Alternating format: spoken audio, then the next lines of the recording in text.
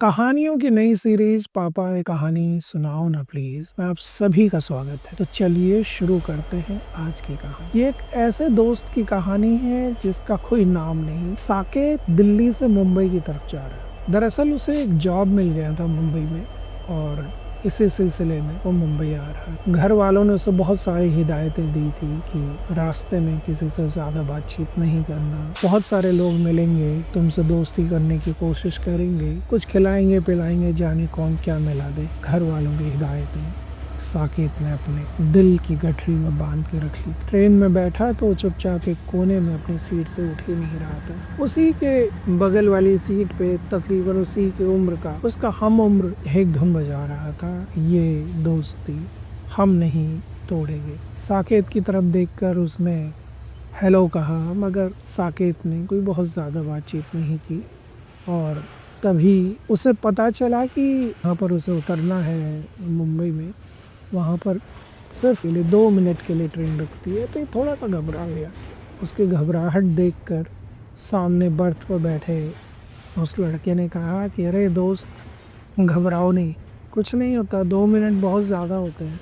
साकेत को लगा कि उसके ऊपर इस तरह से अपनी बातें लादने की कोशिश कर रहा है, इस तरह से बताने की कोशिश कर रहा है कि मानो उसका कोई बहुत पुराना उससे कोई नाता हो, मगर ऐसा कुछ भी नहीं था।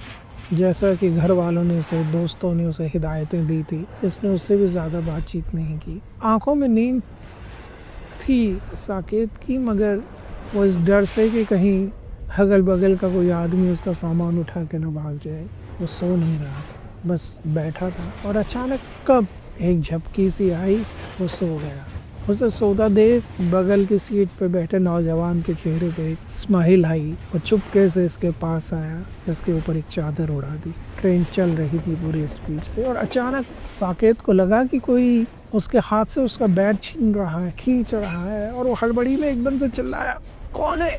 उसका हम उम्र, उसका दोस्त, यूं कहिए एक अजनबी। उसने कहा, बोरीवली आ गया है, उतर लीजिए। मैं बड़ी देर से आपको उठाने की कोशिश कर रहा था, मगर आप नहीं उठे।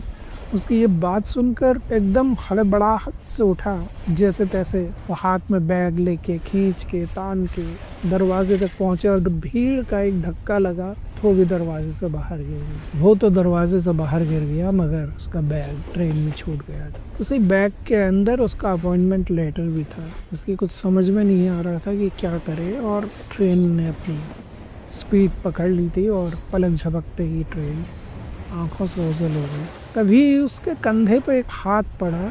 इसे लगा कि कोई दिलासा देने के लिए उसके पास आया है, मगर तभी दूसरे हाथ एक बैग था। साकेत ने अपना बैग देखा तो खुशी से एकदम झूम उठा। उसने बैग उठाया, वो थैंक यू बोलने के लिए मुड़ा ही था कि उसने देखा वो भीड़ के बीच में गुम हो गया था। ये वही इंसान था जो उसके साथ उसी की बर्थ में बैठा हुआ। साकेत को लगा कि यार क्या क्या सोच रहा था इसके बारे में। कई बार अजनबी भी एक दोस्त बन जाता है। बस इस बात को तकरीबन 2-3 महीने हो गए और उस दिन पहली तारीख थी। वो चर्च गेट स्टेशन से अपने घर की तरफ बढ़ रहा था, तभी उसे दूर से वही दावा दिखाई दिया। जोर से चिल्लाया, दोस्त। उसने इशारे से उसे अपनी तरफ आने के लिए कहा। उसने हामी में सर तो हिलाया और इधर साकेत सोचने लगा कि यार इसकी वजह से मेरा बैग मिला है, एक बहुत अच्छी पार्टी बनती है। उसने जेब में हाथ डाला, पर्स बाहर निकाला। पर्स नोटों से भरा हुआ था। पर्स के बीचों बीच सिर्फ एक 20 रुपए का नोट था, जो उसने साइड में रख दिया। उसने कहा कि आज इसे कहीं अच्छी जगह पार्टी दूंगा और इसको बताऊंगा कि भाई हम दिल्ली वाले हैं, दिल वाले हैं, हमसे बड़ा दिल और किसके पास हो सकता है। इसके कंधे पे एक हाथ पड़ा उसी दिन की तरह और ये बोल पड़ा कि भाई आज तो जहां बोलोगे वहीं पार्टी दूंगा, जो भी खाना हो वो खिला दूंगा। और आवाज आई कि भाई सिर्फ खाना, खाने के साथ तो कुछ और भी चाहिए। क्यों दोस्त? उसने पलट के देखा तो उसके ऑफिस का कलीग सुधीर और साथ में 5-6 और ग्रुप के लोग खड़े थे। वो देख रहा था कि दोस्त कहाँ गया, लेकिन दोस्त का कोई अता पता नहीं था। ये दोस्त उसे खींचकर एक रेस्टोरेंट में ले गए और पर्स पूरा का पूरा खाली। सिर्फ वही 20 रुपए का नोट जिसे उसने सबकी नजर से बचा के छुपाया हुआ था, बार बार उसे देख देख के मुंह चिढ़ा रहा था। बहुत गुस्सा आ गया था साकेत को, अपने इन दोस्तों के ऊपर भी और उस दोस्त के ऊपर भी। जो उसका दोस्त बना भी नहीं था, पर जाने क्यों उसे लगा था कि शायद वही है जो दोस्ती के लायक, दोस्ती के काबिल हो सकता है। मगर आज की घटना ने उसका दिल तोड़ दिया था और उसने सोचा कि छोड़ो, जो हुआ सो हुआ, अब न किसी को मुंह लगाऊंगा, न किसी के बारे में सोचूंगा। बस फिर से अपने डेली रूटीन में जम गया। फिर अचानक एक दिन फिर से दोस्त दिखा। साकेत ने उसे देखा तो मुंह बना लिया। उसने कहा, इसे आने दो मेरे पास, बात नहीं करूंगा, इसे एहसास तो हो कि कितनी बड़ी गलती की इसने।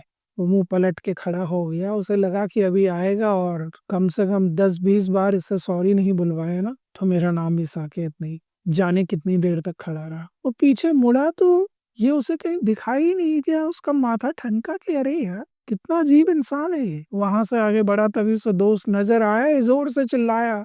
दोस्त रुक गया था। फिर उसके पास आया। साकेत ने हाथे ही सवाल किया कि भाई बहुत बिजी हो क्या? उसने कहा नहीं।